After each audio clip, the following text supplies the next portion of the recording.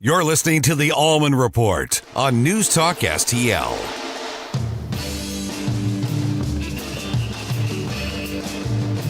Good evening, everyone, and happy Monday to all of you and yours. This is the Allman Report on NewsTalkSTL, and want to make sure I get right to our sage, one of our favorite people. Oh, yes. His name is Judge Andrew Napolitano. You can check it out at Judging Freedom on YouTube and judgenap.com. And Judge, of course, the breaking news today, Jack Smith dismisses the federal indictment against Donald J. Trump without prejudice. So that might factor into something, but I'd like to know what you make of the news. Well, Jamie, it's always a pleasure to be on with you, my friend.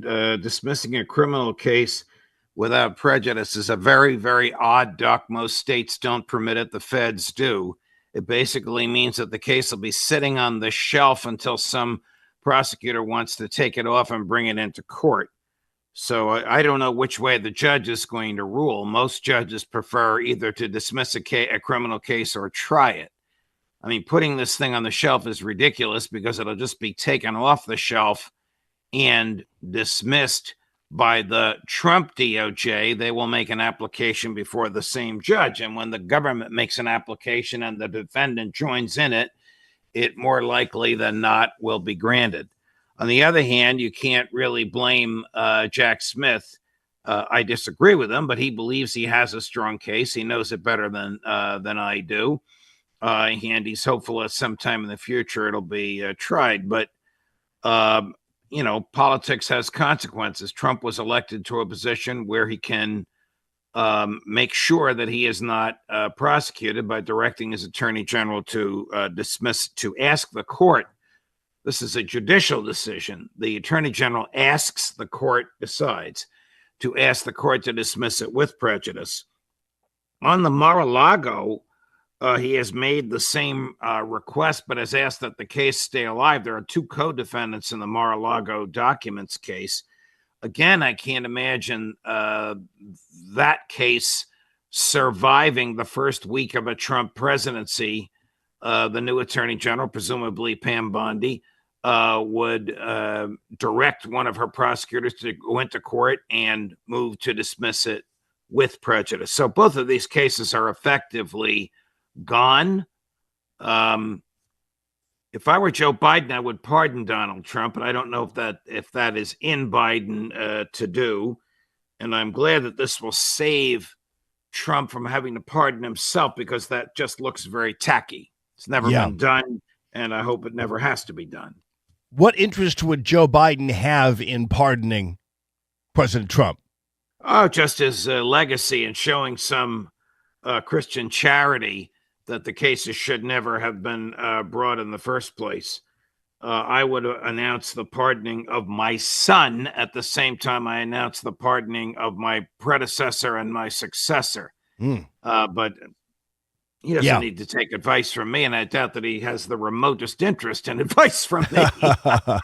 Yeah, and what's interesting, too, is that I guess by the time President Trump leaves office, with the statute of limitations being 5 years on this case, right? So there'd be 1 year left. So let's say it stood and was sitting around. There'd still be 1 year left before the statute of limitations expires, correct? Or no? Well, yes, but that's irrelevant because he was indicted within the statute. If you're asking if the statute of limitations could kill the case while it's on the shelf, the answer is no. No, the statute of limitations has nothing to do with a case that is on the shelf that is dismissed without prejudice. The statute governs the commencement of the case, not its prosecution. Gotcha. Okay. All right. And I guess this is all under the guise of you can't prosecute a sitting president. That's why it was dismissed. And I'm not quite sure. And without prejudice basically leaves it open. So Jack Smith is convinced he has something there and didn't want to just kind of let it go easily. Well, I mean, Jack Smith, if Judge Chutkan goes along with this, and my guess is she won't, most judges won't go along with the dismissal of a criminal case without prejudice. It's so weird. If you do that once in your career, that's a lot. I don't think I ever did it. Well, it's not permitted in New Jersey, so I know I never did it. All he's doing is kicking the can down the road until the Trump administration is in office and they move to dismiss it once and for all. Yeah. All right. Well, I know you're in high demand today. I want to ask you one quick question. I was thinking about you about this, and you and I have talked about asset forfeiture and what a travesty of justice asset forfeiture is on pretty much every level. I realize police departments get their DARE cars and their DARE Corvettes and everything else as a result of asset forfeiture. But this one is something, I don't know whether you heard about this, but the own internal control inspector general in the DOJ discovered that the DEA was being tipped off by airline employees, or at least one of them, when somebody buys a ticket last minute. And it was resulting in these people being accosted at the airport by the DEA, their assets seized at that time, their cash and everything else. And it turns out that at least one of these employees was getting a cut of the assets forfeited. I mean, if that's not just infuriating, I don't know what is. No, I did not hear about that. The government does offer bounties for reporting people. I'm not sure how this works. It's got to be a set amount. It can't be a percentage of what was seized. So I assume that these people that bought tickets the last minute were eventually were found with drugs on them. You can't have your assets seized just because you bought a ticket last minute. There's got to be some evidence of criminality. Oh, yeah. Yeah. No doubt. But I never heard of a percentage of the seizure. I have heard of the government offering bounties. Bounties, as repellent as they are legal, and they have a history of 150 years in the United States, going back to the Wild West. Yeah, no doubt about it. Well, that's very interesting. And the asset forfeiture thing, I think, it's not done as much.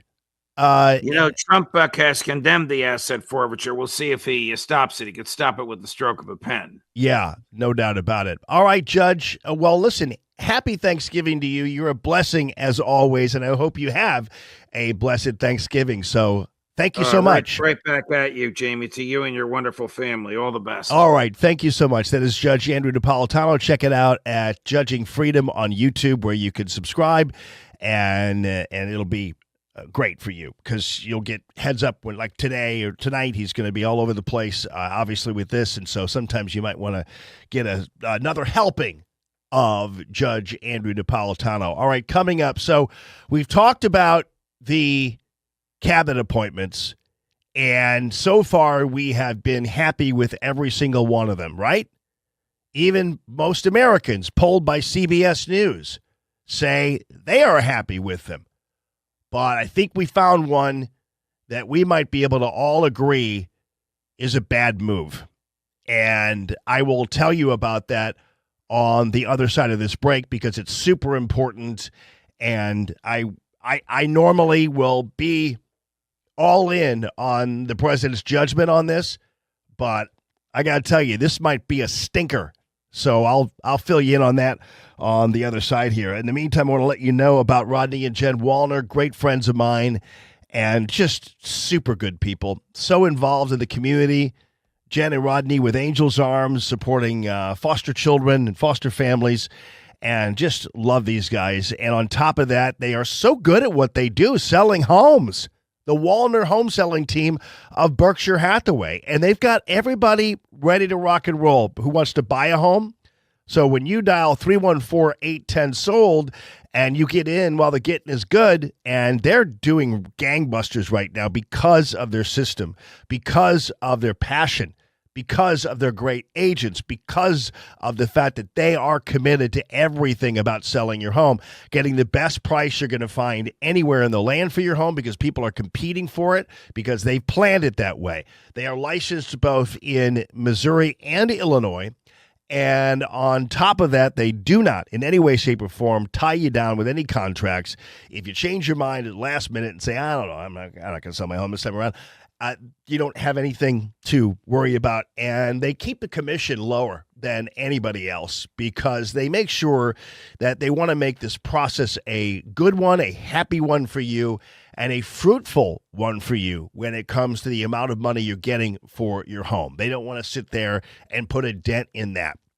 They do great work. Rodney and Jen have been longtime supporters of free, common sense, conservative radio.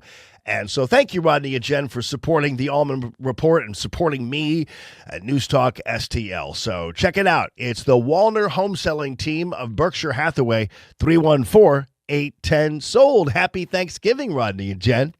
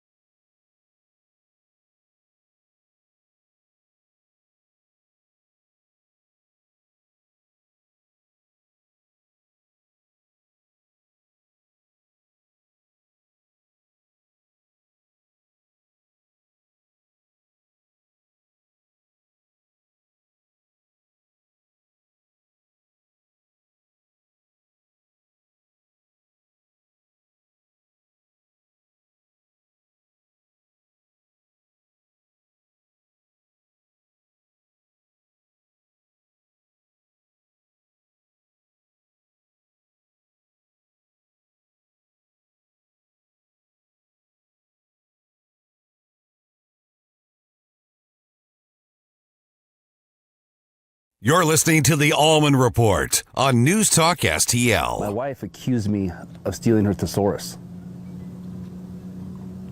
Not only was I shocked, I was appalled, aghast, and dismayed. My wife asked if I've seen the dog bowl. I said I never knew he did. I think the thesaurus one's the best, don't you, Ethan? Good stuff, man. Good stuff. That's that stuff that comes down on Facebook, and these guys are all kind of hanging out, drinking coffee. I guess they're on vacation or doing whatever. They're all trading these things back and forth. And normally I see them, I'm like, oh, that's pretty good. That's pretty good. But the thesaurus one just was like money right there. Good evening, everyone. This is Common Sense Radio, and it is the Allman Report. And shoot, I was hoping I was going to kind of stay with my record of supporting all of Donald Trump's nominees for his cabinet, but I don't think I can do this unless you guys can somehow talk me out of it or whatever. But this Dr. Jeanette Neshwat is a problem.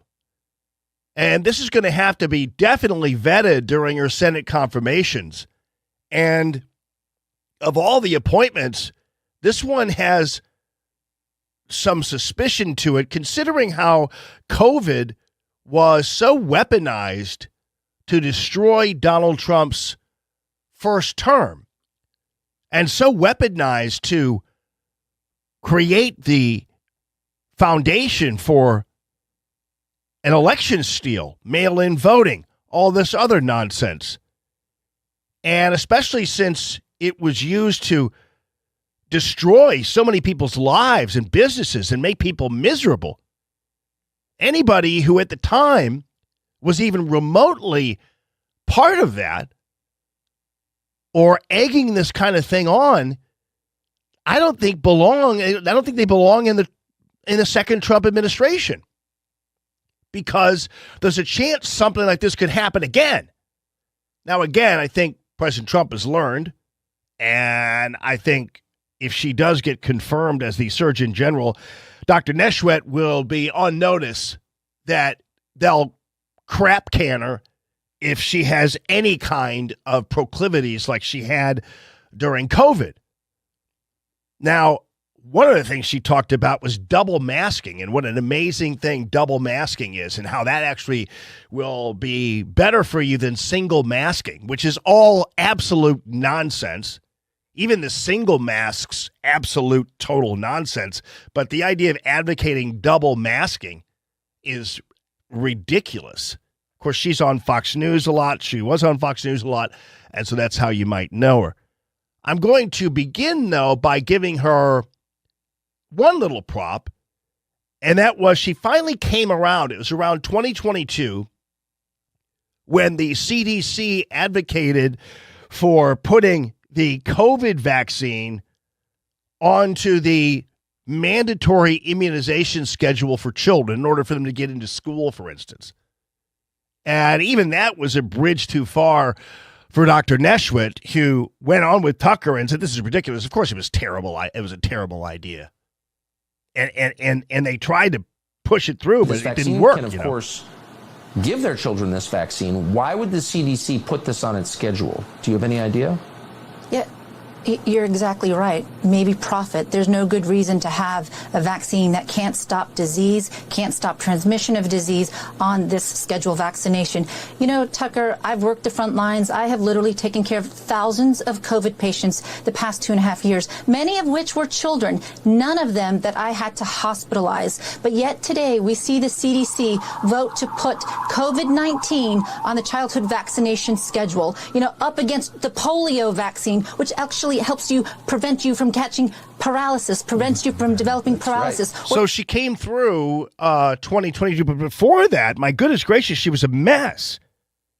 And so at one point, she was talking about all these things that you could do to prevent COVID, and she was all on board with all the vaccine, all the masks, all the meds, all those stuff. It was really weird that she was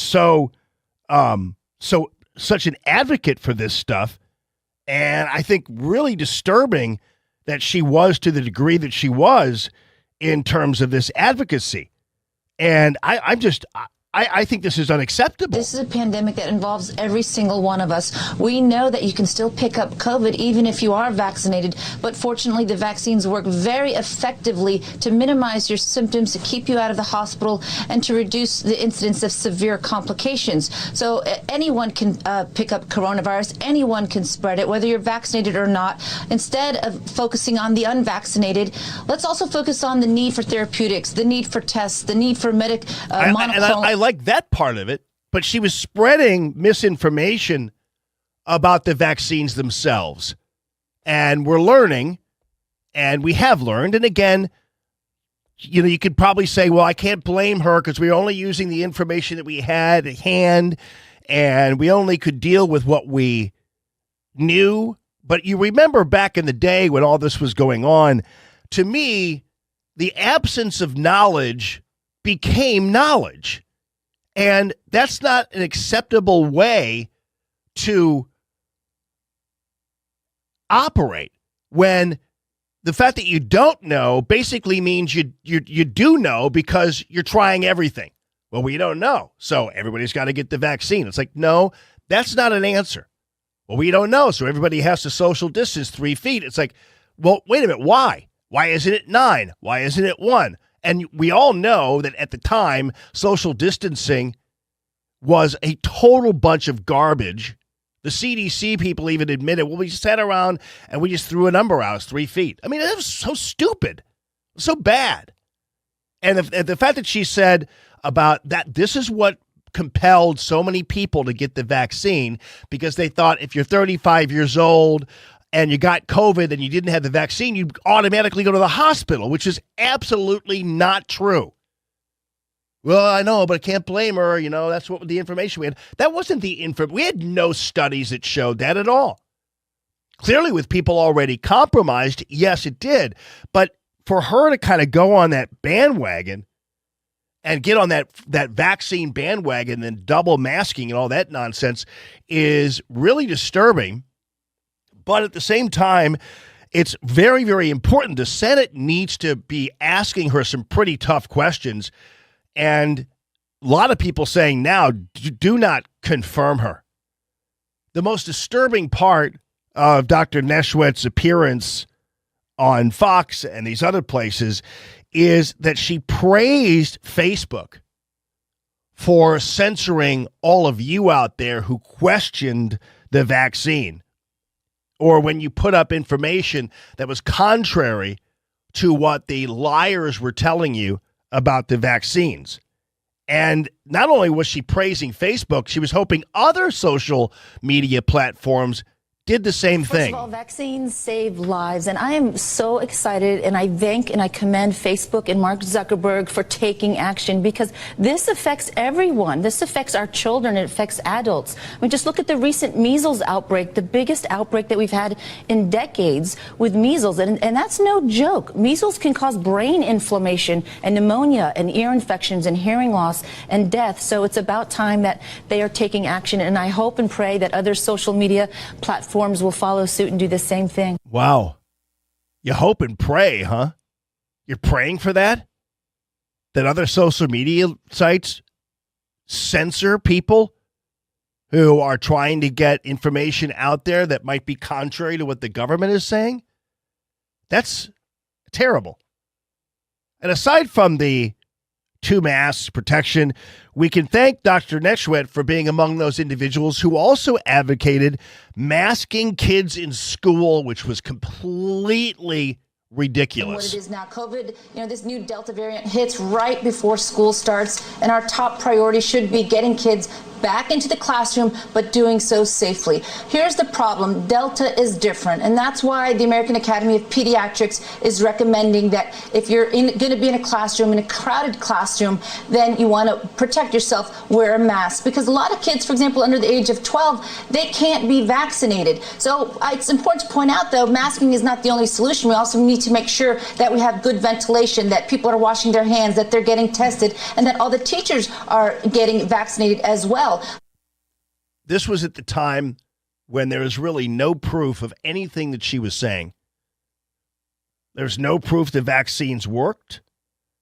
There is no proof that the masking of kids was a solution. And I got to tell you, you're just spitting it out there and you're following like a lemming everybody else when there's nothing that is provable on this case. And just because you don't know, again, doesn't mean you should know. You do know. The lack of knowledge should not become knowledge. And again, you can say, well, yeah, but she wanted to get kids back in school. True. I'm glad about that. But then to take them back to school and mask them to the point where it actually was causing severe problems for kids. Obviously, being out of school was too. But the masking was just, especially in terms of young children and their social development and everything else, it just created a whole bunch of scared kids. And we also saw, I'll never forget watching the kids even playing sports, volleyball, with masks on. I was like, you got to be friggin' kidding me. So dumb. But yesterday, the CDC put out guidelines. If you are fully vaccinated, then it is safe to go outside, to go hiking, biking, to enjoy outdoor dining, to be around other people who are unvaccinated without a mask. Now, that is if you are fully vaccinated. If you are not vaccinated, you still have to take precautions around other people. Now, both vaccinated and unvaccinated groups have to still wear a mask in large public areas where it's crowded, like concerts and stadiums. Why? Why? I mean, you're promoting the vaccine, which is supposed to keep you from getting it, but doesn't keep you from really spreading it. But at the same time, masks didn't work. Masks, that was the most idiotic, stupid thing that they were promoting were these masks. So everybody had these cloth masks, everything else. And even, I remember it was like, oh, yeah, but what if you have an N95 or whatever? It's like, yeah, but who has one of those? So instead, everybody got their dumb little cloth masks or those paper things that didn't work. Now, since that time, Dr. Neshwit has, in fact, recanted and even apologized for all of this and repented, in fact. But the other thing that is disturbing, too, is this Dr. Peter Hotez, who is a mad, crazy, and vile, detestable scientist who pushed all these phony theories. And I got to tell you, he is endorsing her. And again, I don't want to judge people based on the bad people who endorse them. I that might not be fair, but the fact that he even thinks that she's a good pick should actually indicate that she's a bad one. Kind of like the way people think that they're bad picks, which indicates that they're a good one, especially since they're detestable individuals. Then there's a whole list of some really good American doctors who were courageous and critical thinkers. And it's too bad, like, for instance, Dr. Scott Atlas, who you guys know, was very, very prominent and was roundly dismissed when he was talking about all these other therapeutics and things like that. So I have to say, for the first time in this transition period, I am completely against one of President Trump's nominees to his cabinet, and Dr. Jeanette Neshwed should not be our new Surgeon General, if only because what happens when something else comes out. Now, obviously, she's easily fireable. He can easily dismiss her if need be, but then that becomes the thing, right? Because it's like, oh, he got rid of her because she is not thinking the way he's thinking, and that's not right. That's not this, and it just puts you in a bad position to begin with. You shouldn't have to rein her in anyway. And the fact that she has this speckled history indicates that she might have to be reined in at some point, and I don't think that it's a risk that Donald Trump should be taking at this level. So there's always one little bad apple, and I think she's one of them. Grasser Electric is a good apple. Grasser Electric is going to take care of all of your electrical needs at your house or your business. They specialize in residential as well as commercial electrical work. No job is too big or too small for them. And Shane Grasser is a longtime friend of mine, great guy, and just he's been supporting me and Common Sense Radio for going on, 15 years now, for crying out loud. What a great guy. And, of course, I use them all the time, sometimes for little stuff, sometimes for big stuff. Sean's the one who comes out to my house. But they're all so full of expertise. And, of course, Grasser Electric now has that 24/7 emergency help. So you're never going to be in the dark. You're never going to be without power, no matter what time of day it happens to be. Grasser Electric is ready to rock and roll for you. Thank you, Shane Grasser and the Grasser team, for supporting the Allman Report here on News Talk STL. Check it out on the web. It's grasserelectric.com.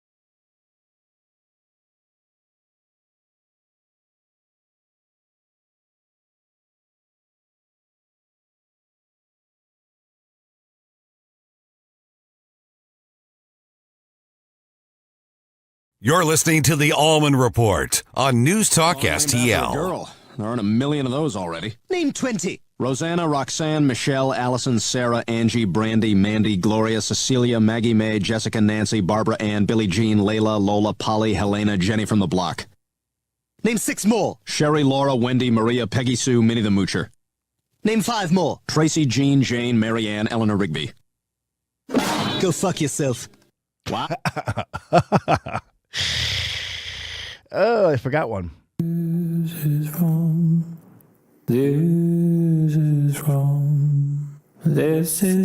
Matilda. Forgot all J's Matilda. How could they have done that possibly? Little guy sitting there with a guitar, yeah. Song about a girl, like no one's ever done that before, yeah. It was fun. Add when they redo it, they can add Matilda to it, yeah. Name one more. Oh, I love it. Good evening, everyone, and happy Monday to all of you and yours. This is the Allman Report on NewsTalkSTL. So some people might say, well, yeah, what about the past comments, for instance, of Pam Bondi? She's who could quite possibly become the next Attorney General. And I got news for you. Now, some people are going, yeah, but she said something positive about Jeb Bush back in the day. She was endorsing him back during 2016, you know, and like what about that whole thing? Remember those days? What about that? He knows that when it comes to the character of leadership, there is no compromising. He has shown that time and time again with his proven leadership. He always has, and Jeb Bush is the candidate who has the experience to back it up. And, you know, I'm thinking to myself, yeah, but she was the Florida Attorney General. Jeb Bush is the Florida governor. And so you got to imagine that, you know, at the very least, it kind of makes sense that she would do that, even though I'm not quite sure I would agree with her. I didn't like Jeb Bush any more than you all did. But certain things like go on. It would have been very unusual for her, who worked with Jeb Bush, whatever, to come out and endorse Trump at the time. A lot of people came around. You listened to a lot of people on the radio who were not big fans of Donald Trump. So you get the drift there. One of the things, and I've talked about this a little bit on Friday, is some of her advocacy for like red flag laws and things like that. But as Attorney General, she'll probably have very little run-in with federalizing red flag laws, or it's not going to happen under the Trump administration. It's not going to happen in the Republican-controlled Congress. The Republican Senate that we have right now would never go along with anything of the sort to that degree. And so, you know, maybe she's squishy on that kind of stuff, but I'm not quite sure it's consequential. I think she's great. I think she's wonderful. And I have to tell you, Senator Eric Schmidt from Missouri, our little home state here, did a really great job as he schooled Kristen Welker, as she's usually has to be schooled by somebody, on NBC, and talked about how, you know, because you're like, well, what about if she's going to weaponize the DOJ? It's like, no one has weaponized the DOJ more than Joe Biden and his current string of thugs in the Justice Department. Attorney General Bondi has vowed to, quote, investigate the investigators, to prosecute the prosecutors. A different tone than you have struck, Senator. You've said that the DOJ should be, quote, going back to fighting crime and not settling political scores. How do you square those two different views? Oh, she thinks she has Senator Schmidt dead to rights. Well, I will tell you that Pam Bondi has a track record. She's a very serious person. And I think she's seen the weaponization. Everybody's seen this weaponization of the Justice Department over the last 4 years. It really is a tragedy for a once respected agency that has gone after Catholics. It's gone after parents who showed up to school board meetings under the auspices of the Patriot Act. This is in the United States of America. And then clearly weaponized that department, Joe Biden did, and Merrick Garland, to go after their chief political opponent. And I'll tell you, Kristen, the arc of that story is really terrifying if you care about the Republic.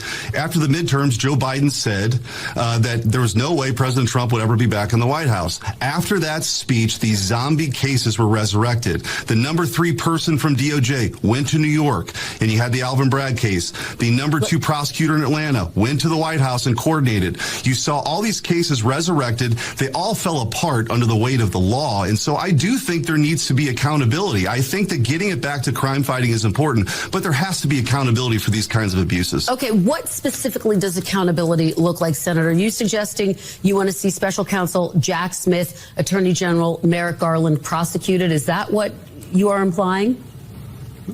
Well, no, I think accountability means first and foremost, the people involved in this should be fired immediately.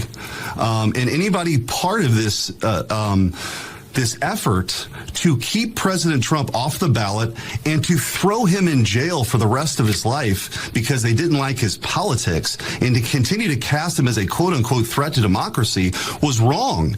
And so we'll see where that goes. But I just don't think in this country, unless we want to be a banana republic, I don't want to see that happen. You can't have the Justice Department abused in this way. Pam Bondi is a smart, capable, tough person who I think is going to restore respect in that department. So she has your vote, Senator?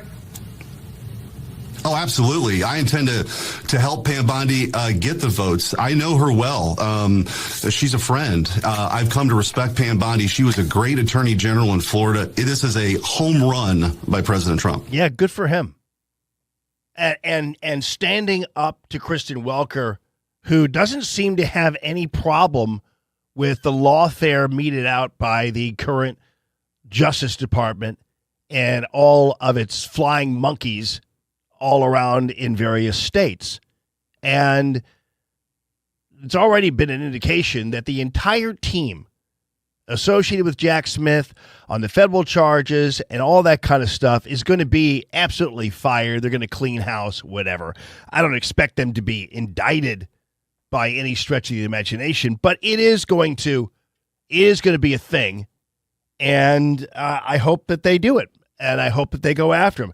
And this idea that now suddenly it's a bad thing to go after people based on their politics is ridiculous, because they were going after Donald Trump just based on his politics and not based on anything really real. What these people did is real. What Jack Smith did, I mean, they're using the full force of the court system to antagonize and harass Donald Trump under false pretenses that we're now seeing are absolutely on down the line completely false. That Georgia case is going away. The New York case, as you know, just went away. The Mar-a-Lago case is going away. It's ridiculous. But the way they abuse this system, and as Eric Schmidt points out, it's third world, the way they have operated here. And I hope Pam Bondi is pretty aggressive. At least she'll have people around her who absolutely are. In other lawfare news, so here's an interesting thing. You all know Kash Patel is possibly in line to be the director of the FBI. And Kash Patel is a badass. He's a really good guy. And he's balls to the wall, ready to rock and roll. And he doesn't take any crap from people like Andy McCabe. Andy McCabe is the one who's going all over television saying that Kash Patel will be a dangerous person atop the FBI. This is Andy McCabe, who is the most corrupt FBI aside from Peter Strzok and Page and Comey. And it just so happens that Patel was the one who went after all of them. And that must be why McCabe thinks that he's dangerous. And so he appears with one of our favorites, Maria Bartiromo, on Fox Business, and is asked about McCabe suddenly being all a Twitter and a flutter about Kash Patel being the head of the FBI. That's how it went. Reaction. Well, look, my 16 plus years in government service as a public defender, as a national security prosecutor, as a civilian in Joint Special Operations Command, leading President Trump's counterterrorism missions, taking out Baghdadi, returning hostages, serving as his deputy director of national intelligence, and lastly as chief of staff. The only thing I was beholden to was the United States Constitution. And yes, I was a lead investigator where he exposed the Russiagate crimes that Comey, McCabe, Strzok, and Page and so many others committed. And we reported to Congress those oversight matters, and those were taken up through them in the right course to the American people. So if anyone has a complaint about that and questions my unwavering commitment to the Constitution, I'm happy to talk to them about it. I'm especially happy to talk to the media about it. But you can look at my record, and those calling me a danger, let's just ask them for a proof, a piece of evidence that actually shows I've committed any constitutional violations or any ethical quandaries, and I'd love to hear their response to this. Yeah, it's really it's crazy to have someone so discredited and so disgraced like Andy McCabe deciding this is going to be the way they're going to roll, and that Kash Patel is the worst person in the world to ultimately, in any way, shape, or form, be the head of the FBI. And of course, nobody wants to be in any way, shape, or form held accountable. And so you saw it with the DOD and how they're dealing with Pete Hegseth. You've seen it with the DOJ and how they're dealing with Pam Bondi and even, for that matter, Kash Patel. You're seeing it with the other members of the intelligence community who don't want to be held accountable by a Tulsi Gabbard. So all these people have no absolute escape route right now. They thought they were going to be able to get Trump defeated, but they didn't, and now they're stuck. They're halfway out in the lake, and they don't know how to get back. And of course, maybe if we just encourage, as the Biden administration did, a war with Ukraine and the encouraging of the increased tensions over there, it'll keep us relevant for a little while, but it's not going to. I'll explain that a little later on. This Ukraine thing is absolutely corrupt. And the news is coming actually from a very unlikely source. I'll have that for you in a little bit. By the way, speaking of predictions about the demise of Donald Trump, well, these guys are so good at what they do in pushing out these parody videos. And this is a really good one. This is from the Trump War Room, too. And they're so good at what they do. And this is a parody where they're using Who's Crying Now, an old Journey song. And is the Journey song called Who's Crying Now? I think it is. Oh, I think so. Yeah, that's the name of it. But it's sung against the backdrop of the funniness of all the people whining and crying about what's going on. You need to check it out. Am I going to worry about it? First of all, I'm not going to worry about it, Phil, because he's not going to win. He's not going to win. She's going to win easily. Is hope and joy rising? Victory is in sight in less than 3 weeks. I think that he loses. We just made history. How do you like my garbage truck? But you still can't see. Freedom is good, communism bad.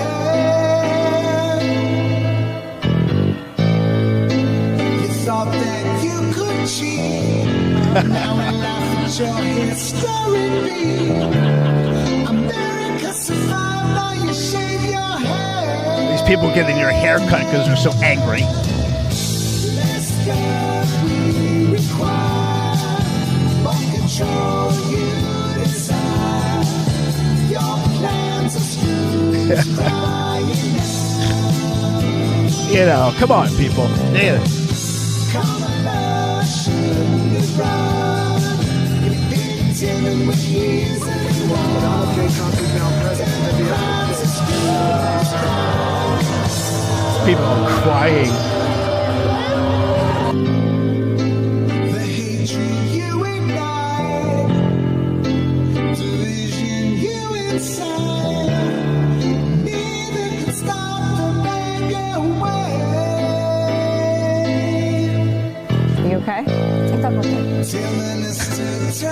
Claire crying. Now for the machine you raise. No one believes a word you say. Yeah, anyway, you get the point. It's like a 3.5-minute song, you know. Some of these are really good, but sometimes they're really long. You know what I mean? Like they're just like 1 minute longer than they need to be. I think the joke gets across much earlier than the 3-minute mark. Yeah, after a while. And speaking of crying, man, did The View have a bad week last year, and they've had a bad year. You realize they had to do 4 in one show. They had to do 4 legal notes in one show. That Santos eventually reached a plea deal after pleading guilty to wire 4 fraud and aggravated identity. Is that a legal note?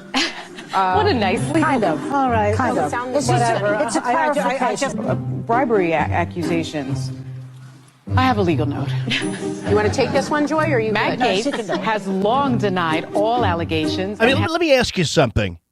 If you guys, with your job, if you had to make a legal note every day practically, or you had to do 4 of them in one day because the lawyers for your company or whatever it happened to be had to kind of step in and make sure you corrected the record so you didn't get sued, how long would you last in any profession where some lawyer constantly had to watch over you so that you had, because you had to correct your falsehoods and your smears? So far this year, The View has been forced to issue 36 legal notes. Okay, so you have to read this thing. Oh, I've got a legal note. I do have a quick legal note. You got to milk this cow. Yes, I have a legal note. Do you have a legal note again? Oh, I do. Wow, another one. I have 2 legal notes. Ginny denied any conflict of interest between her activism and her husband's work on the Supreme Court. Well, she doesn't talk to him at night. That's my legal notes. But let me say this very... So anyway, you get the point.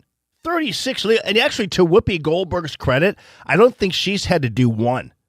It's been all these other harpies on there. But I mean, how long could ABC possibly sustain a show like this? It's costing them more for lawyers than it is to pay the hosts, for crying out loud. Crazy. Hey, check this out. When you are cast off or you withdraw from consideration for the cabinet, there's hope for you anyway. And it's coming on a place called Cameo. Matt Gaetz coming up. You'll love this straight ahead.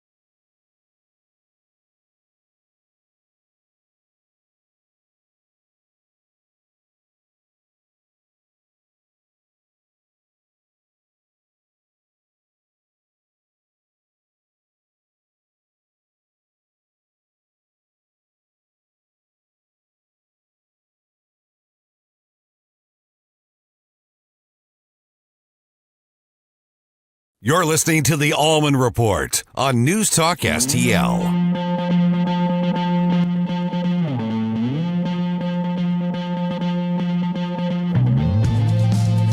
Good evening, everyone, and happy Monday to all of you and yours. This is the Allman Report on News Talk STL. And, you know, it's interesting how people sometimes who go out on a limb, try to make some money, do whatever, they're usually roundly criticized by the media as shills or lowlifes or whatever, exploiters.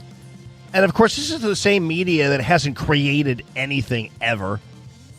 They don't create wealth. They don't create jobs. They just siphon off society, sometimes even siphon off the misery of society. And I'll give you the example, when Donald Trump decided he was going to sell the golden shoes. And so I'm sure to a lot of the Republicans, they're like, oh, God, this is terrible. It's so gauche. It's so beneath us selling golden shoes. Well, at least Donald Trump is making his own money and not taking it from other people in the form of some donations and things like that. At least he's a self-made guy paying for his own campaign and everything else. And so I thought it was really cool when he decided he was going to do the golden shoes. I think they have something else going on now. I don't know what it is. They're always selling something, which I think is great. I mean, for you and me, like in the real world, anybody who comes up with a product or a plan or some side hustle or something, I'm impressed by them. I'm not embarrassed, or I don't think of it as being beneath me or that kind of thing. But the news media constantly thumb their nose up at these kinds of things, or the cards, the playing cards. And remember also when Melania had her virtual paintings and things like that. It's like, well, at least somebody's doing something instead of sitting on their ass all the time like the news media does. And now Matt Gaetz, and this is, I got to tell you, you might think it's funny or whatever and kind of like, ew, really? But he's making $525 a minute when he goes on Cameo, and you could basically have Matt Gaetz make a video for you for $525. And $525, now I got to do this. I should have done this beforehand. I understand that. But let's see, 525 times 60 equals, that's $31,500 an hour. I'm talking about if you just kind of did them back to back. I'm sure he doesn't have 60 requests like that. Maybe he does. But you're going to make $31,500 in the compilation of 60 minutes. That's pretty damn good. You got to applaud somebody like that. So anyway, what happens is Matt Gaetz gets these requests, like, for instance, from Lisa, or somebody. Hey, Lisa Kovac, it's your favorite. Or somebody associated with Lisa, and they want Matt Gaetz to do a video to Lisa. Hey, Lisa Kovac, it's your favorite former Congressman Matt Gaetz. I just wanted to thank you for being a longtime patriot, for supporting President Trump through thick and thin. And I know you were bummed out when the news broke that I wouldn't be the next Attorney General. We did get a great replacement in Pam Bondi. She's going to do an awesome job. You have nothing to worry about. But hey, listen, I'm still going to be in the fight for you and your family. And I know things are tough right now dealing with your car and Bruce, and I wish him a very speedy recovery. So next time you visit Florida, as everyone should do very frequently, make sure to pay a visit with your lovely Aunt Kathy. Stop by and say hello. So, okay. Also say hello to your mother, Carol. so you gotta love this, So somebody says, yeah, make sure you mention Aunt Kathy and Lisa's mom, Carol, and she's having trouble with her car, and the other guy's having trouble, he's sick or something, and mention that person too for $525. And I mean, I don't know where he came up with the, and I do have to tell you though, one of the things that I wish he'd change a little bit is the scenery, because what happens is, he's like in front of like siding. It's like he's in the back of outside of his house, and you just see a bunch of like aluminum siding behind him, and it's kind of like, I don't know about that, but who knows? Hey, listen, $525. What do you want? Here's another one. This is Matt on Cameo. This is a cool $525 for 1 minute and 1 second. Hey, Sonu, it's Matt Gaetz. Now listen, I may not be the Attorney General, the most powerful law enforcement officer in the land for now. We actually got a great one in Pam Bondi. And so I can't order predator strikes on my enemies as much as I would like to for now.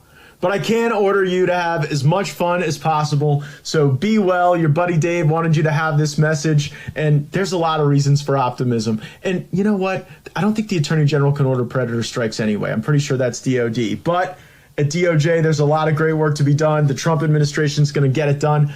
And in this movement, the bottom line is it takes all of us. Everybody's got to put the oar in the water in one position or another. And so from out here in the great citizenry of the country, we're going to make sure that President Trump, his DOJ, his Department of Defense have all the support they need, all the encouragement, and all the prayers. Have a great day, and make sure to do all you can to make America great again. Yeah. That's $525 right there, Ethan. Let's get our own. I was thinking about doing that, I wouldn't be able to charge that much, but personalized messages, I don't know. I'm assuming that maybe that would be something that you all might appreciate or like. And then when I think about it, I'm thinking, boy, that wouldn't be really me, I guess. I don't know. I don't know. Maybe I'll do it. It seems like a lot of money. I'd probably do it. I'm the kind of person, I'd probably do it for you for free. That's the kind of person I am. You say that till you get all those requests coming in, and now you're like, I can't wish happy birthday to everyone. Yeah, and I'm not that famous either, so Matt Gaetz is kind of like nationwide famous. But I could probably do it for like $40 for a minute. Don't joke, man. You might be right. People might, people might want to. I think the best use of Cameo is happy birthday messages. Yeah, I think, but and here's the idea. And of course, idiot me didn't really explain what Cameo is. So Cameo, if I get this right, Ethan. So Cameo has a lot of people who are doing like celebrities, and they go on Cameo, and you pay them a certain amount of money to do the happy birthday videos and stuff like that. Correct? Yep. Okay. They can read a script for you. Typically, they read a script. Okay. You write it for them, or I guess you can just tell them to freeform it. Yeah. So who are some of the more famous people on Cameo? Again, you guys, listen, you might think that I just got done with I'm on my 6th hour of radio today. So pardon me if I'm not necessarily I'm not as sharp right now and didn't have a chance because I did the Phoenix Radio morning show this morning and was up at 5 a.m. And so, I just, I should be more energetic, everything else. And I try to be a little more well put together, but also, so in Cameo, we've got John Lovitz. Chuck Norris will do one for you. Actually, Malcolm McDowell will do one for you from Clockwork Orange. The best Cameo that I'm aware of all time is the actor for Hank Schrader on Breaking Bad. Okay, he's that. I think his name is Dean Norris. Is it Norris? Yeah. Anyway, he's that big bald guy. People turned him into a joke where they're like, okay, let's write something like Gen Z slang, like a bunch of ridiculous Gen Z slang. Let's have this Hank character read it all, and he does it. Yeah, and he does it over and over and over again, just ridiculous, like nonsense Japanese words and stuff, and he'll do it. It's a hoot. Well, wait a minute though. Like for instance, you've got some of these guys who. Well, let me find one that's. I don't know half these damn people here. Oh, Jamie Farr from MASH will do one for you for $125. I guess it's a minute. And then you can also do I don't know who half these people are. Sorry about that. You've also got for instance, if let's see, Malcolm McDowell, who did the Clockwork Orange, that's $100. That's not very much. You've got, if you go to comedians, let me see, TV people, you can get again, I don't know who the hell any of these people are. But people must know who they are, though. I don't know who they are. But you've got let me see if I could find. Oh, and you do have some. You can actually pick the characters like from The Walking Dead or from the Game of Thrones or whatever it happens to be. Athletes. So you get this guy who pretends he's Andy Reid. You can get Ray Lewis will do one for you for $330. Brett Favre, $285. The athletes command a pretty good amount of money. And some of them do them for like $25 or $40. Dave Wannstedt will do one for you for $50. So, I'd have to, like, given these guys who are 100 times more famous than I am, I would have to probably go down to like $5. Given how much money people spend for these guys, I'd have to go down to like $5. Let's see. You could go right down to the team, like the Dallas Cowboys will do it for you. And Lovitz is $150. And yeah, Tommy Chong will do one for you for $150. Kenny G is going for $375. Damn, Kenny G. Yeah, he's pulling in the big numbers. Yeah, that's pretty amazing. The musicians here, yeah. You've got, and again, yeah, $375. Ted Nugent will do it for you for $400. I imagine if you could pool it all together, Arlo Guthrie for $150. Yeah, that's surprising. Yeah. But if you pull it all together and get enough people to contribute, like just for a message to somebody that's in the a good office point. Or something like that, it doesn't really appear that much. But there aren't really a whole lot. I mean, there are a lot of people here I haven't heard from ever, or heard about ever. So I must be really either out of it or I'm just like, We're gonna have you on this website in a week. You'll be able to scroll down Jamie Allman right there, $5. I don't know who here's a guy named Cletus T. Judd. He'll do one for $15 for you.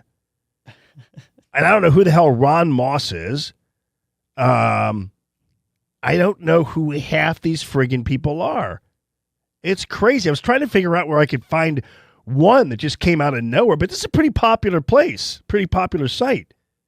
And it's pretty interesting. All right, I got to move on because Gary Puckett will do one. It's for too you, interesting, $50. and you could scroll this for a long time and just think about. Yeah. Yeah. I'm surprised there's not one. Well, that's probably really bad. Oh, KC and the Sunshine Band, man. KC from KC and the Sunshine Band will do one for you for $150. It's pretty good. I'm surprised there's not ones that are like dirty. Like that's not where my mind is at necessarily, but I'm surprised there's not like some kind of porn thing where somebody would, I don't know. Hey, well, now that you mention it, there probably is. There probably is. Is that called OnlyFans? I guess. Oh, actually, you know what? There you go. That is what that is. Yeah. Golly, I just don't know anything about any of this stuff. I'm way behind. Hip hop, rappers, country music. That's good too. Let me see what country music is. Oh, Randy Travis will do one for you for $200. Sarah Evans, who I love, Sarah Evans, she'll do one for you for $200. That's awesome. And yeah, Colt Ford, I know who he is. I know most of the country guys. Granger Smith will do one. Pam Tillis will do one for you for $125. And yeah, you do kind of get lost on this whole thing. Tracy Bird will do one for you. $750 for Tracy. That's the most expensive I've seen for Tracy Bird to do that for you. That's crazy. Lone Star will do one for you for $125. And then some of these guys will just do it for you for like 25 bills. We should do it. We should get on there. This is the type of thing that, like, if I show this to my mom, if she's listening to this episode, like, she's gonna do exactly what you're doing, Jamie. She's gonna just get on it and she's gonna scroll for a long time. Yeah, and she's just gonna be like, "Oh wow, this person." Yeah, yeah. Well, thank God. But she's not making a mistake. I am, which is being on the radio and doing it. But she'll do it 5 times longer than you. So right, there's that. But this is like radio death here. Me just scrolling through. But now I'm really intrigued, and I hope you guys are with me. Leanne Rhymes, who I love too, she'll do one for you for $333, and she's available 24 hours. These people are like available 24 hours to do their videos. It's pretty crazy. Round the clock. All right. Speaking around the clock and being around, let me tell you something about Schneider's True Value Hardware. More than 100 years, located in Old Town St. Peter's, family-owned and operated. Jerry's a great guy, Jerry Schneider. He and Charlie are the guys who run around and take good care of you and do it the old school way. They're hugely knowledgeable. If you have any kind of project you're into or anything you're up to and you want to go in and get some last-minute advice or what have you, or at least, hey, how come this doesn't work? Or can I find something like this? Or a new screw like this? They will take good care of you. These guys are great. They like all the latest tools, wide range of tools, products, of course, expert advice for you.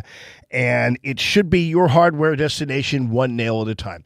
I know you guys love the old school vibe, and that's exactly what you get with Schneider's True Value in St. Charles County. More than 100 years, located in Old Town St. Peter's. And again, family owned and operated, and of course, supporters of free, common sense, conservative radio. All you have to do is call them, 636-278-4461, or go to truevalue.com/Schneiders. That's truevalue.com/Schneiders. Now, coming up, folks, let me tell you something. I've been telling you this Ukraine thing is an absolute boondoggle. It's organized theft. It's a criminal enterprise. It is racketeering. And I think I finally found some proof. And it's not coming from this country, if you can believe that. All that straight ahead on the Allman Report on News Talk STL.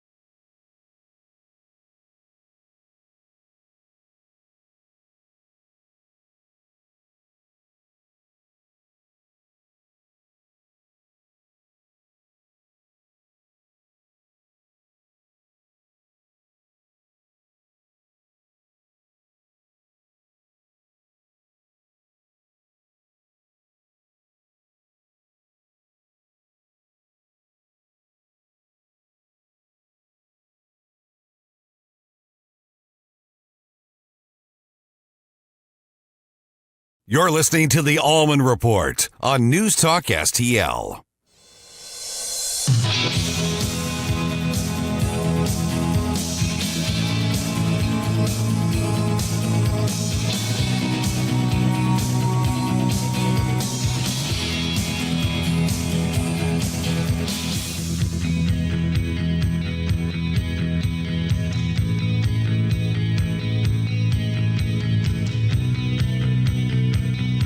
I never thought I'd really get to a point where I was saying, leave Kamala alone. But apparently, like, the DNC's laying a bunch of people off, and Kamala Harris is in Hawaii. And, of course, on some levels, you know, they took all this money from people, donors and that kind of thing, and misspent it and spent it on promotion and everything else. But I'm defending her in an odd kind of way because she's in Hawaii. And apparently people are like, oh, how come she's in Hawaii while people are getting laid off, you know? And he is proud to own that. And it's not because it's a frivolous It's about statement. supporting It is labor that they because get onto Hawaii. He has shown he's not just spoken, but taken action. And has had the back of union members and union workers throughout his presidency. As it relates to the DNC, I would have to refer you to the DNC. And look bad for the vice president to go to Hawaii while DNC staffers are just wondering what they're going to do for work? The vice president has taken time off to go spend time with her family. Yeah, I mean, you know, it's hard. She worked really hard at her inauthenticity. It takes a lot of energy to be that fake over a long period of time. It takes a lot of energy to create and come up with all those different accents and things like that. The fake accents and the cackling. I mean, imagine how much the cackling takes out of you. And, you know, pretending to be on the phone when her earphones are not plugged into the phone. It takes a lot of energy to be fake and disingenuous and vacuous and joyless while pretending you're joyful. So the woman needs to get away. Go to Hawaii. I don't blame her. But it's hard to be fake. You got to really work at it. And she did. And now she deserves a little bit of rest from all that work she did to be fake. Check this out. So the rest of the world is starting to catch up on the Make America Great Again theme, because now, and this is so hard to believe, because of after all the Eurotrash did to run down Donald Trump and all the media does to run him down as this nationalist crazy who wants everything about America, NATO is actually now saying, hey, you countries, since we're kind of on the brink of war, you might start to think about yourselves a little more. You might start to think about your own sovereignty a little more. Now, isn't that what Donald Trump told NATO a long time ago during these NATO summits? He told these NATO countries, hey, you need to pay more for your military security because we don't want to pay for it. And you know what? Someday you might need it. President Trump has also said, here in the U.S., we want to be oil independent and we want to start making stuff here in the United States of America. It's not just because it creates prosperity, but it also creates security. Because when we don't have to depend on China for certain goods or on Russia for whatever, then we're more secure. And so this NATO military official today urged businesses in the countries to be prepared for a wartime scenario, adjust their production and distribution lines accordingly in order to be less vulnerable to countries such as Russia and China. What has President Trump been saying all along about making America great again and then thus making America secure again. Secure your borders so you're not infested with a bunch of people who don't care about this country and only care about their little crop picking paycheck or whatever the hell it is. You know, let's be oil independent so we don't have to send our men and women into harm's way every time something blows up in the Middle East. He achieved that in his during his first term. And so these people know what it's like now. They're thinking, oh gosh, we might want to make Germany great again. Oh shoot, we might want to make France great again. Now they're starting to get with it. We might want to make Denmark great again. That's the key here. And now they know it's a good thing to be nationalistic. It's a good thing to be proud of your country. It's a good thing to be centralized in your thinking, self-absorbed, because that's what keeps you ultimately secure from the bad guys when you don't have to depend on the bad guys for your supplies and all that other nonsense. Remember the supply crisis and the cargo ship crisis and all that kind of stuff? It's because we're not making things here in the U.S. And once you consolidate and you make yourself a stronger nation and a stronger business climate internally, then externally, you don't have to worry too much about the bad people. So it's interesting coming from the NATO military chief. Hey, you guys might want to focus on yourselves for a little bit. It's like, yeah, that's what Trump has been saying all along. And this coming to us from a former Polish minister who says up to half of the U.S. aid to Ukraine was laundered by Ukrainians, and much of it was given to U.S. Democrats, and I think also some Republicans too. This is a travesty and what we have been knowing for a long time. And it's probably mostly the reason why Joe Biden is trying to create World War III. At the very least, if it's not World War III, Biden and the military-industrial complex, the Department of Defense, and the intelligence agencies all want to make sure that they continue to be fed by U.S. tax dollars. Politicians as well, Democrats and some Republicans, who continue to want to be fed by the kickbacks coming to them from Ukrainian aid. That is happening through campaign contributions and everything else. So we're in a situation right now where of all countries, it's Poland. Because remember, whenever we talked about Ukrainian aid, they all said, oh, guess what Putin's going to do? After he's done with Ukraine, now he's going to bowl into Poland. And so we're all told that Poland's going to be the next shoe to drop. And now we have this former Polish minister basically saying, no, this Ukraine thing is bad news. Nobody's going to touch us anyway. And that absolutely is true, especially now. But it's why Joe Biden and his clowns all want to make sure that there is no peace between Ukraine and Russia, that the war is never ending, that the money going in is unlimited. Couple of anecdotes here. In March of 2022, the wife of this former Ukrainian MP declared $28 million and 1.3 million euros when entering Hungary. And I'm seeing pictures of suitcases filled with $100 bills and euros because customs took pictures of it. And she was actually allowed to take the money. You just have to declare it. Not so lucky was a Ukrainian diplomat who tried to actually flee Ukraine. And he had $140,000, a bunch of gold jewelry, and a large number of cigarettes for some reason.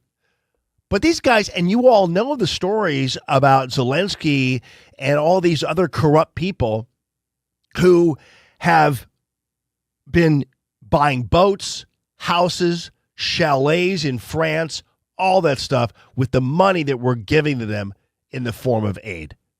And it is corrupt, and hopefully in terms of this new administration, that's another thing we're going to have to do, is we're going to have to hold hearings on the Ukrainian aid. We're going to have to figure out exactly where it's going, who was benefiting, and everything else. This is a scam, and unfortunately we had to hear about it from none other than a guy who is a former official from Poland, of all places, and no one in the United States is making a peep, right? No one seems to be talking too much about this because they're all so happy to be having the blowback of money from draining the Treasury for this boondoggle and this racketeering known as the Ukrainian war. All right, coming up, music to our ears. Get along, little Doge, as Vivek and Elon Musk plan more. And this time, remember when Marjorie Taylor Greene, oh, she's on her way out. She's disgraced. Nobody likes her anymore. Well, guess what? She's working with Vivek and she's working with Elon Musk.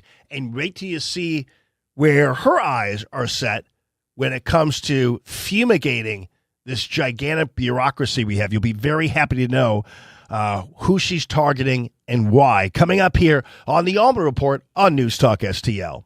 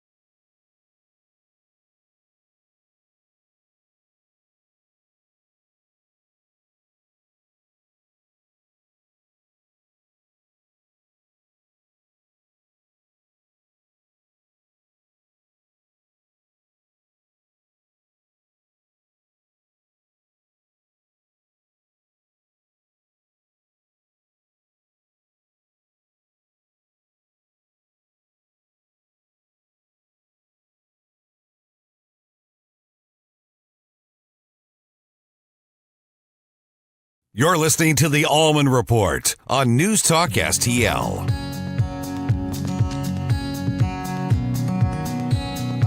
Good Monday evening, everybody.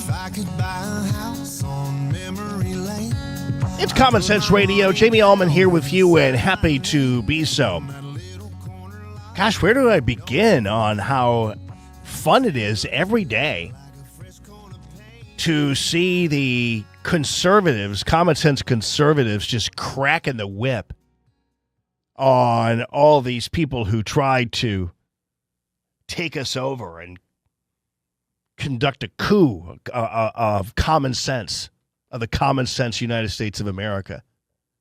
Try to undermine us and humiliate us, send our president to jail, and swing and miss. Man, I mean, that feels so good. And now people are talking, and they're talking bravely and everything else. Oh, yeah, we're going to do that. We're going to do this. And no, you're not going to do that. And no, you're not going to do this. So first on the blocks is Marjorie Taylor Greene, who was supposed to have lost all her credibility and all her capital on Capitol Hill and all her everything else that she had and was a disgraced MAGA, blah, blah, blah. Now she is part of the Elon Musk Vivek team and was on with our friend Maria Bartiromo on Fox Business Futures, Sunday Morning Futures, and this is what she had to say about the targets of the knives. I'll be separating things on the Oversight Subcommittee on DOGE. We'll be looking at everything from government-funded media programs like NPR that spread nothing but Democrat propaganda. We'll be going into grant programs that fund things like sex apps in Malaysia, toilets in Africa, all kinds of programs that don't help the American people. I want to talk to the people at the Pentagon and ask them why they can't find billions of dollars every single year and why they fail their audit. But not just that, Maria. I'd like to talk to the governors of sanctuary states and the mayors of sanctuary cities and have them come before our committee and explain why they deserve federal dollars if they're going to harbor illegal criminal aliens. So the one thing about that last part is I wouldn't bother to invite them to Capitol Hill to explain why they deserve government funding. We know the answer already since they're sanctuary cities and states. They don't deserve federal money. I'm not criticizing Marjorie Taylor Greene. I'm just saying, why even give them a chance to excuse their behavior and lobby for federal dollars when it ought to be a yes or no question? If you're a sanctuary city or a sanctuary state, you do not receive federal dollars, because you are in direct conflict with federal laws. You're violating the law. So if I'm Marjorie Taylor Greene or Elon or Vivek, I'm not even giving these people a chance to come to Capitol Hill and lobby for federal funding. Tell us why you deserve federal funding, instead of us telling them why they don't deserve federal funding, because they don't. I'll get to that in 1 second, because there's more to this, because Rand Paul is on a tear about this too.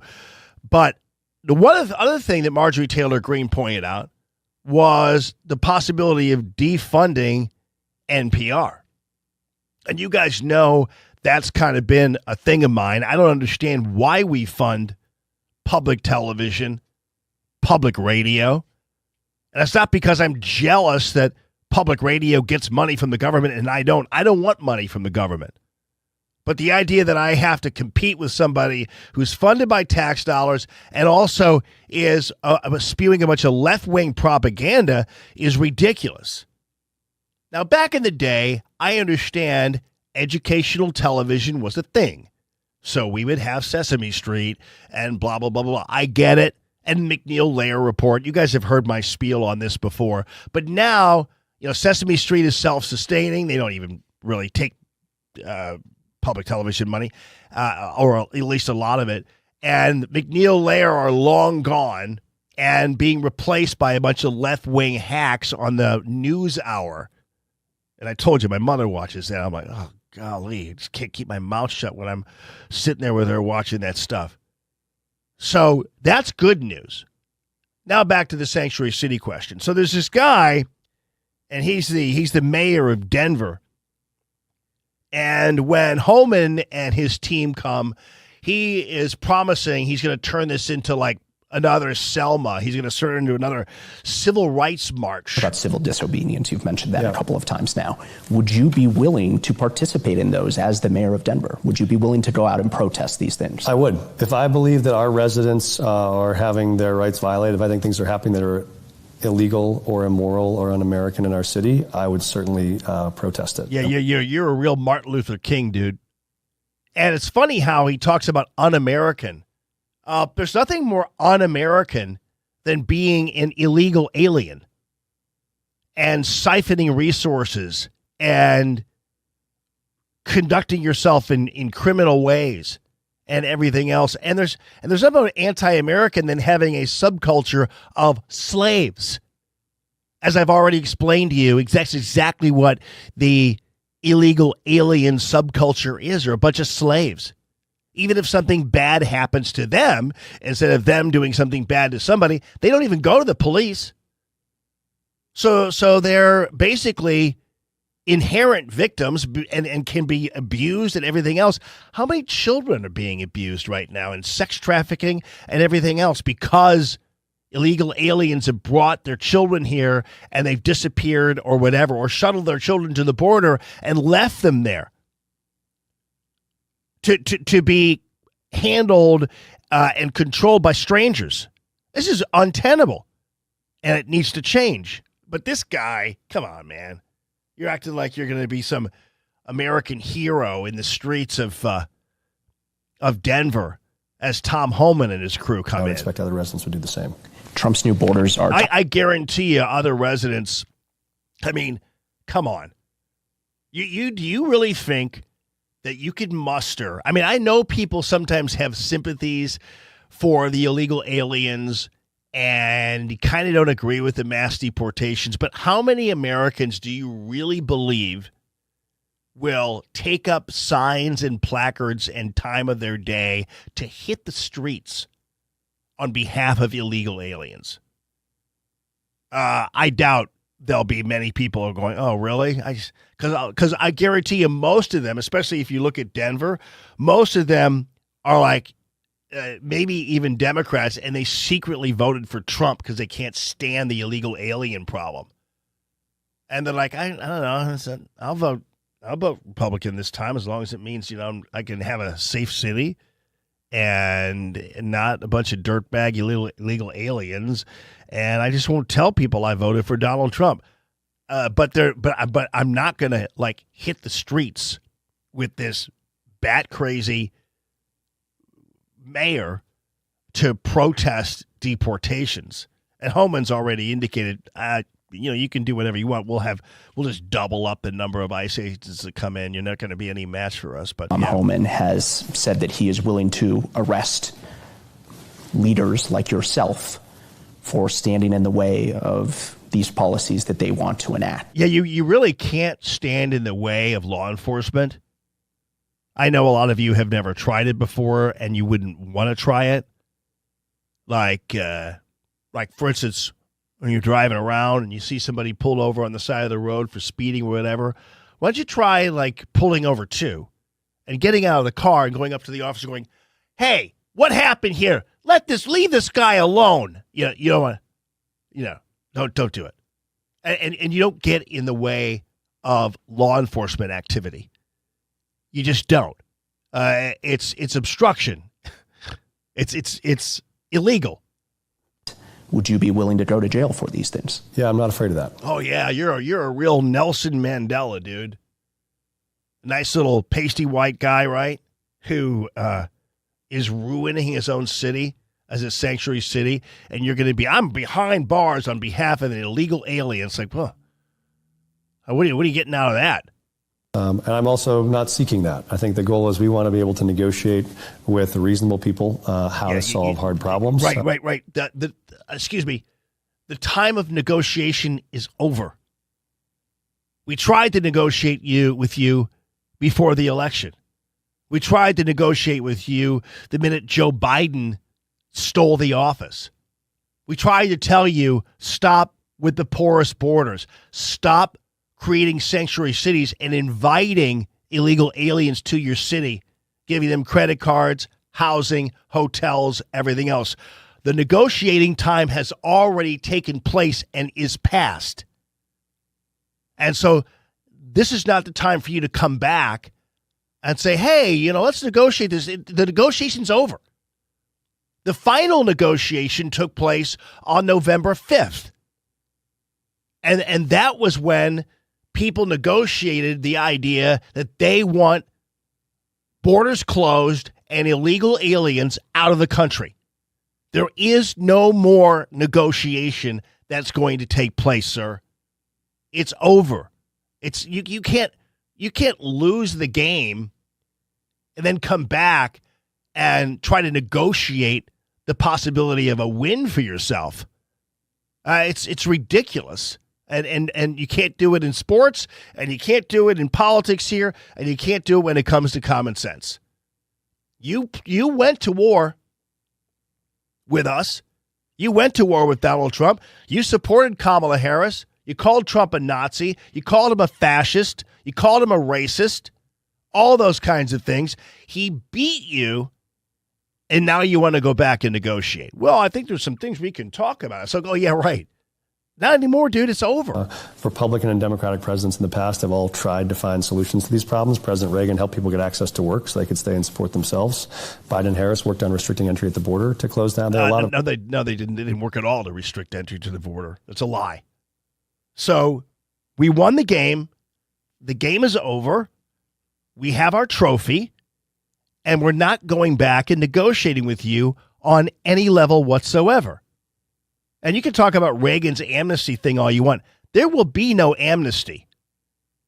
President Trump not only ran on the mass deportations, but the latest CBS News poll shows that Americans who didn't even vote for Donald Trump agree with it. Of course, Americans who voted for Donald Trump, it's like 80%.